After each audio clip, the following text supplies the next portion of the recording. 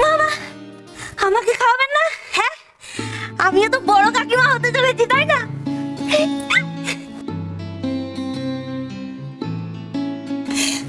বলছি কি, ভাগ্যিস আমি তাড়াতাড়ি চলে এলাম ওই দীপকদের বাড়ি থেকে, তো খাবারের ভাগই পেতাম না।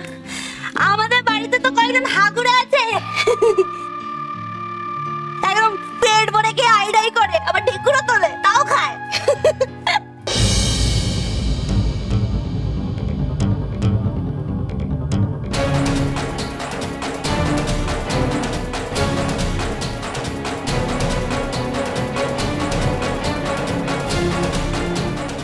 এতক্ষণ আমি বুঝতে পেরেছি আমাদের পেছনে কে ছিল।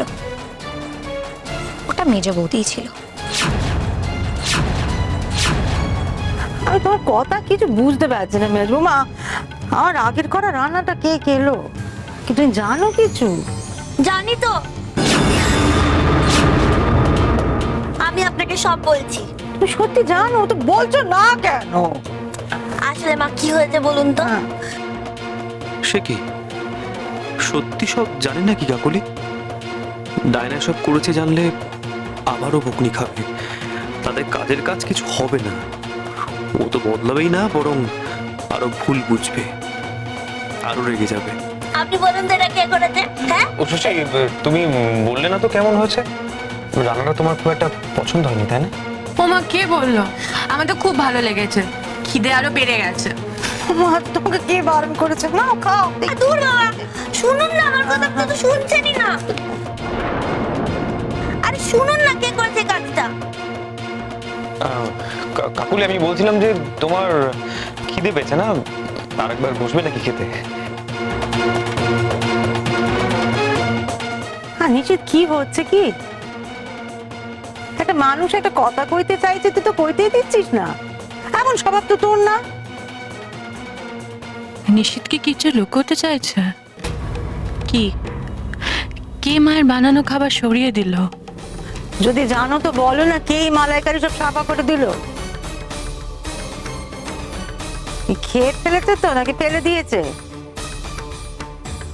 না মা, আমি আজকে বলবো এই কাজটা কে করেছে। আমি আপনাকে বলবোই বলবো, আমাকে কেউ আটকাতে পারবে না। কাজটা করেছে ডায়না। ডায়না, তুমি কোথায়? আমি কিছু করিনি।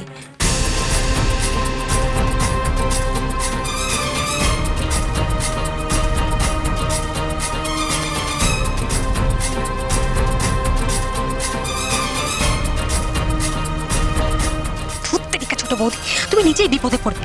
তুমি কি গো, বড় বৌদি ফাঁক পেতেছে তোমাকে ধরার জন্য। তুমি এখানে ছিলে, একবার ডাকতে সাড়া দিয়ে দিলে যে বড়। আর সোমা তোমার সঙ্গে ওখানে কি করছে? না মা, আমি আমি আসলে আমরা এখানে আমরা এখানে কি? হ্যাঁ, এত ঠক্কর কাটছো কেন? বলো, আমরা এখানে কি করছিলে নাকি আমি বলবো? আচ্ছা, ওরা তো বাড়িতে যেখানে খুশি যেতে পারে নাকি? এখন এইসব কথা বলে কি হবে, তাই না? আচ্ছা মা, আমরা বরং শান্তি মতন করে খাই না? তার মানে নিশিত সব জেনেই ওকে বাঁচাচ্ছে, নাহলে হয়তো আবার বেচারি বকা খেত মায়ের কাছে। ওরা ধমকে গেলে কেন? মুখেও তো কথা হচ্ছে না। আমি এখানে মালাইকারি রেখে গেছিলাম, বাটি খালি। কে খেলো জানো? না মা, আমি তো কি? হ্যাঁ, আমি তো কি? বদ্দির জন্য সবসময় সমস্যা তৈরি করবে না তুমি? আমাকে সমস্যা ফেলবে বলে আজ নিজেই ঠিক করে খেতে পারিনি চিংড়ি মাছের মালাইকারি। তুমি না খেলে আমি কি করে খাই বলো তো ডায়না? এসো আমার সাথে খাবে, এসো। আমি তোমার সঙ্গে খাবো? হ্যাঁ, খাবে বলেই তো ডাকলাম। সোমা, তুমিও এসো, খেয়ে দেখো তোমার বরটা কি ভালো রেঁধেছে। আমি আমি ওসব একদম খাই না, আমার সব একদম খেতে ভালো লাগে না। এই কি ভালো চিংড়ি! হ্যাঁ, খাও খাও খাও।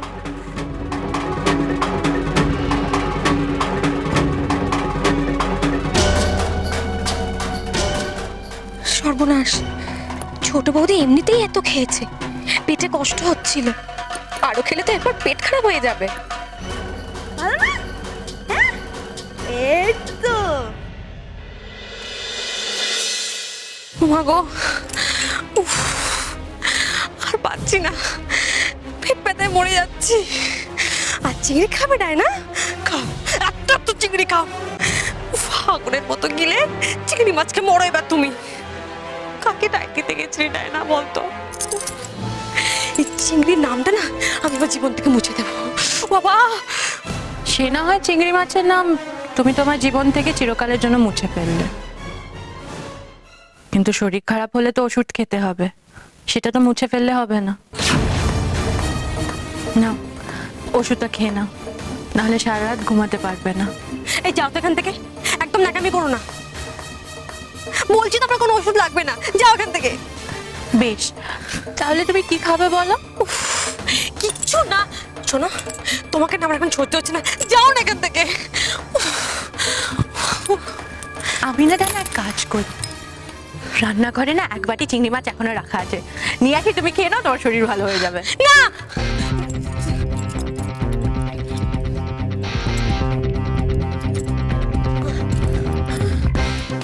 হয়েছে, এবার এখান থেকে যাও। চিংড়ি মাছের নাম নিলে না।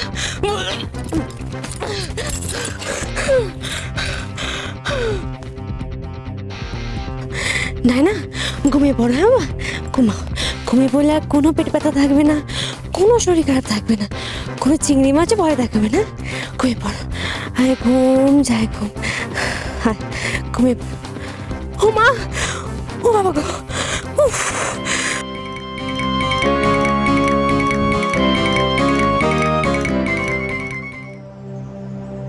বলুন না দাদা, আপনারা তো অনেক পুরনো বাসন রাখেন, অনেকে এসে বিক্রিও করে দেয়, আর তাছাড়া শুনেছি কদিন আগে একজন এসে অনেক কাঁসার বাসন বিক্রি করেছে, একটু দেখাবেন? আরে আপনাকে নিয়ে মহা মুশকিল তো। কোন বাসন? আরে এখানে তো অনেক রকম বাসন আছে, সব দামি, আর এসবের জন্য দামি পার্টি চাই। ভালো মাল পেলে আমি বেচে দেবো। তা কত মাল ছাড়তে পারবেন বলুন, নাহলে এখান থেকে ফুটুন। এই সকাল সকাল ব্যবসার সময় ঝামেলা করেন কেন বলুন তো?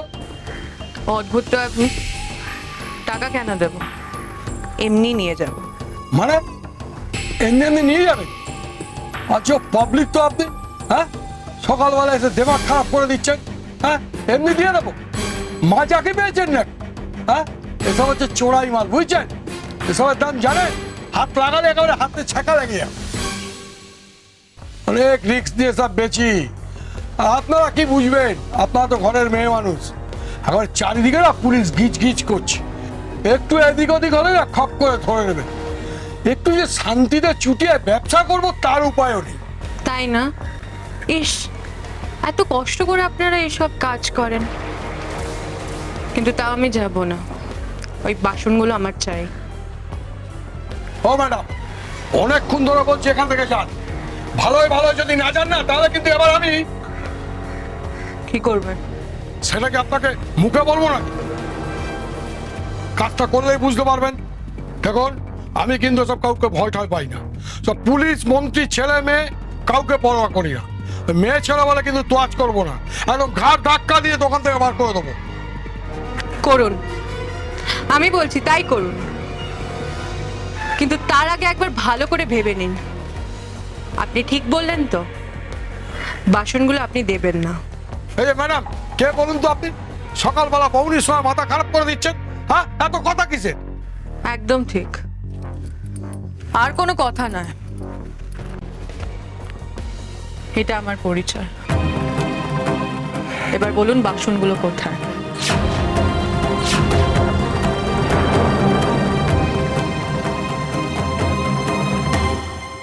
আমার দাদাকে ছেড়ে দিন দিদি, এরকম করবেন না। আর আমার দাদার মাথা গরম, কি বলতে কি বলে ফেলেছে